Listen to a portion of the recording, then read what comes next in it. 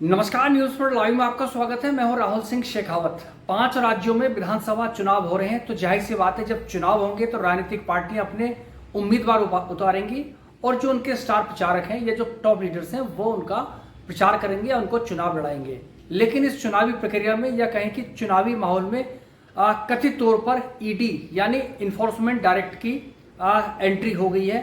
दरअसल राजस्थान में कांग्रेस के टॉप लीडर्स के यहाँ छापेमारी हुई है। इस कड़ी में प्रदेश अध्यक्ष गोविंद सिंह डोटासरा के घर पर ईडी ने छापे मारे हैं। उधर मुख्यमंत्री अशोक गहलोत के बेटे जो वैभव गहलोत हैं, राजस्थान क्रिकेट कंट्रोल बोर्ड के अध्यक्ष भी हैं, उनको ईडी ने पूछताछ के लिए सम्मन जारी किया। और आपको बखूबी मालूम है, इसके पहले ईडी ठीक चुनावी प्रक्रिया के दौरान या चुनाव से पहले छत्तीसगढ़ के मुख्यमंत्री भूपेश सिंह बघेल की मांद में घुस चुकी है।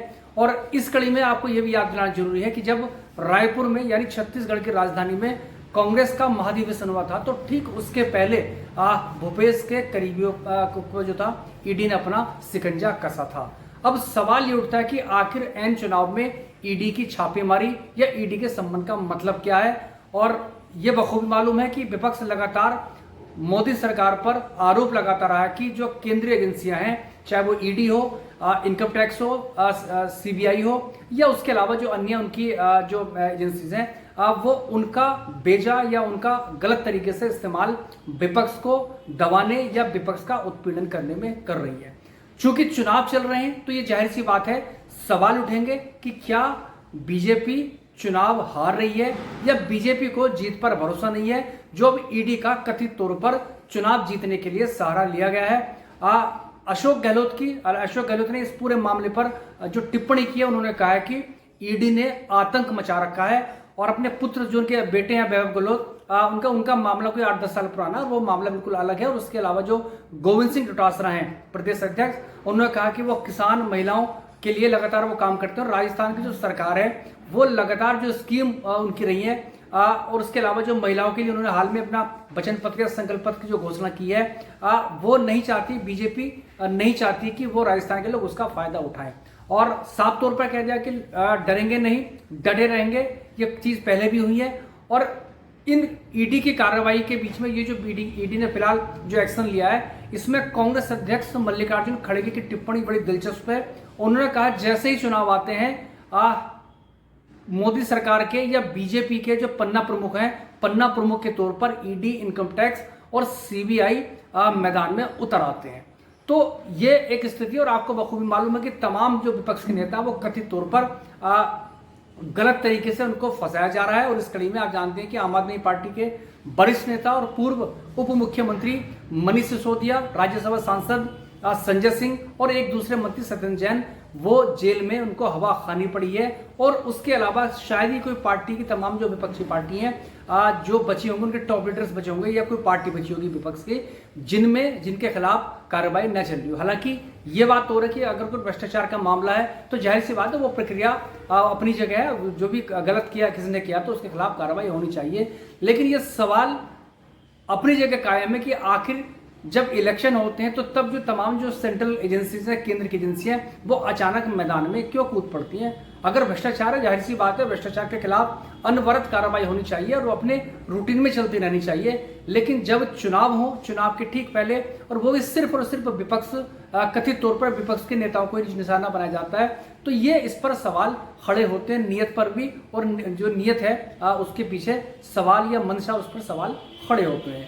और विपक्ष लगातार इस बात को मांग करता रहा है। राजस्थान में चुनाव है, छत्तीसगढ़ में चुनाव है और मध्य प्रदेश में चुनाव है। और आपको मालूम है कि इन तीनों राज्यों में सीधे तौर पर बीजेपी और कांग्रेस के बीच में मुकाबला है। तीसरे दल की या किसी क्षेत्रीय दल की यहाँ कोई गुंजाइश नहीं है। परंपरागत तौर पर यहाँ पर बीजेपी और कांग्रेस के बीच मुकाबला रहा है। जहां तक राजस्थान की बात है, कांग्रेस की सरकार है, अशोक गहलोत मुख्यमंत्री है। छत्तीसगढ़ का जहां तक सवाल है, भूपेश बघेल मुख्यमंत्री है, कांग्रेस की सरकार है। और जहां तक मध्य प्रदेश का सवाल है तो वो ज्योतिरादित्य सिंधिया जो कांग्रेस के नेता रहे, उनकी बगावत के बाद कांग्रेस की सरकार जो कमलनाथ के नेतृत्व में गिर गई थी, और उसके बाद जुगाड़ की बीजेपी की सरकार है जिसके मुखिया शिवराज सिंह चौहान हैं। और राजस्थान का जहां तक सवाल है, अशोक गहलोत मॉडल या राजस्थान मॉडल वो चर्चा में हो रहा है। वजह ये कि उन्होंने जो उनकी पब्लिक वेलफेयर की स्कीम है, लोक कल्याणकारी जो स्कीम है, चाहे वो उनकी बीमे की हो या किसानों से जुड़े मामले हों, उस पर लगातार देश भर में चर्चा होती रही है। और वो इस बार लगातार वो सवाल खड़ा कर रहे हैं कि वो चाह रहे हैं कि चूंकि सरकार की लोकप्रियता है और सरकार दोबारा आने की स्थिति में, तो इसलिए उससे घबराकर ये बीजेपी ने या केंद्र सरकार ने कार्रवाई राजस्थान कांग्रेस के ऊपर या उनके नेताओं के ऊपर की है। और जैसा मैंने जिक्र किया था कि रायपुर कांग्रेस अधिवेशन से पहले भूपेश बघेल के बहुत करीबी नेताओं पर ईडी ने शिकंजा कसा था। तो मनसा पर पहले भी सवाल खड़े होते रहे हैं और विपक्ष के नेता हमेशा टारगेट पे रहे हैं। और अब जब चुनाव चल रहे हैं, एन चुनाव के बीच में जब नॉमिनेशन चल रहे हैं, पार्टी पर टिकट वितरण हो रहा है, तो उस पर मनसा पर या टाइमिंग पर सवाल खड़े होंगे। तो क्या सवाल यह भी उठता है कि क्या बीजेपी को जीत पर भरोसा नहीं है, क्योंकि इस कार्रवाई के बाद कांग्रेस ने सवाल खड़े किए हैं कि बीजेपी चुनाव हार रही है। यही वजह है कि अब ईडी का सहारा आखिरी तंत्र के तौर पर या आखिरी कदम के तौर पर लिया जा रहा है, क्योंकि सीधे तौर पर वो कांग्रेस को हरा नहीं सकती, या कांग्रेस की जो दो सरकारें हैं जिन्होंने अच्छा काम किया है कथित तौर पर, या उनके जो दावे हैं उसका मुकाबला बीजेपी करने में सक्षम नहीं है।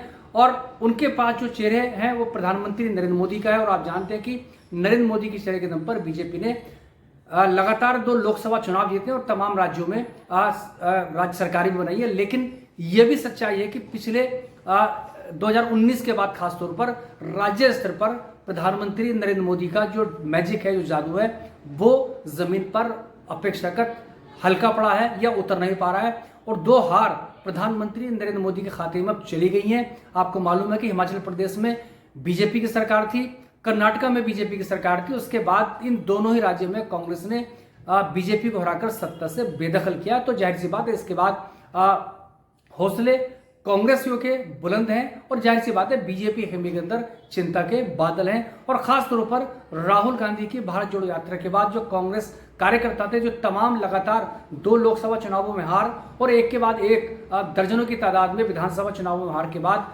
बिल्कुल मायूस हो गए थे। लेकिन भारत जोड़ो यात्रा के बाद उनके अंदर एक नया जोश साफ तौर पर दे सकता है। और उसके बाद हिमाचल प्रदेश और कर्नाटक में ये कह सकते हैं कि बूस्टर का काम, जो कांग्रेस की जीत हुई है, जो सरकारें बनी है, तो कांग्रेस वर्कर के अंदर एक बूस्टर डोज के रूप में वो काम कर रही है।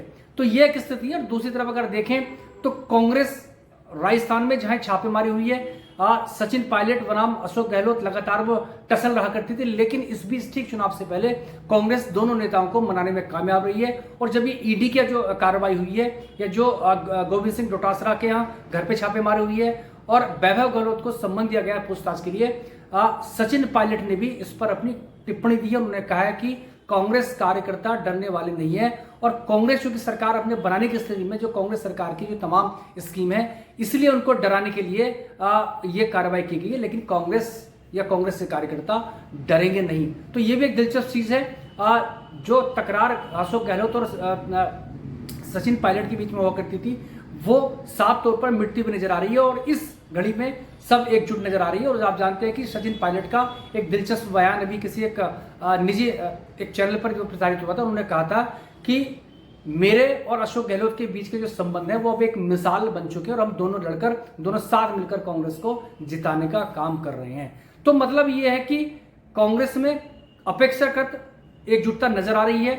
शुरुआत में दिक्कतें थी। छत्तीसगढ़ की बात करें तो तमाम जितने भी सर्वे आए हैं वो कांग्रेस की जीत बता रहे हैं। और जहां तक मध्य प्रदेश का सवाल है, बीजेपी की सरकार है, लेकिन वहां पर कांग्रेस के पास एज बताया जा रहा है। ऐसी स्थिति तीनों राज्यों में नहीं है कि जहां बीजेपी प्रधानमंत्री नरेंद्र मोदी के चेहरे के दम पर एक तरफा जीत हासिल करती हुई दिखा रही हो। यही दरअसल बीजेपी की दिक्कत है। और जिस तरह से ईडी के छापेमारी या ईडी जो एक्शन आई है, तो इससे उसको जोड़कर देखा जा रहा है। और ये अतीत इस बात का गवाह है कि ठीक इलेक्शन से पहले विपक्ष के नेता ईडी के या जो अन्य सेंट्रल एजेंसीज हैं उनके शिकंजे में या उनकी रडार पर आते रहे हैं। और चाहे वो सरकार गिराने, कथित तौर पर जो सरकार गिराई गई है, ये कहा जाता है कि उनमें भी ईडी का सहारा या ईडी के डर से ही तमाम जो है वो बगावत हुई है, बगावत कराई गई है। और अब चूंकि इलेक्शन चल रहा है, पूरा चुनाव प्रचार की शुरुआत हो गई है। सभी पार्टियां, चाहे राजस्थान, मध्य प्रदेश, छत्तीसगढ़ की बात करें तो बीजेपी कांग्रेस के जो टॉप लीडर्स हैं वो लगातार चुनाव में अपनी ताकत झील रहे हैं। बीजेपी की बात करें तो प्रधानमंत्री नरेंद्र मोदी, अमित शाह हैं, जेपी नड्डा, और उसके अलावा कांग्रेस आप जानते हैं कि मल्लिकार्जुन खड़गे, राहुल गांधी और प्रियंका गांधी उनके स्टार प्रचारक हैं। लेकिन राज्य स्तर पर आप जानते हैं कि छत्तीसगढ़ में भूपेश बघेल ने पूरा मेंटेन किया हुआ है, और राजस्थान में अशोक गहलोत की जो वेलफेयर स्कीम है वो सबके चर्चाओं का केंद्र बनी हुई है। और मध्य प्रदेश की बात करें तो कमलनाथ का जो एक सॉफ्ट हिंदुत्व है उससे बीजेपी के लिए परेशानियां बनी हुई हैं। तो अब देखना पड़ेगा कि ये जो ईडी का जो एंट्री हुई है इस पूरे चुनावी फिजा के अंदर, इससे बीजेपी को फायदा होगा या कांग्रेस को नुकसान होगा, या स्थिति कुछ और होगी।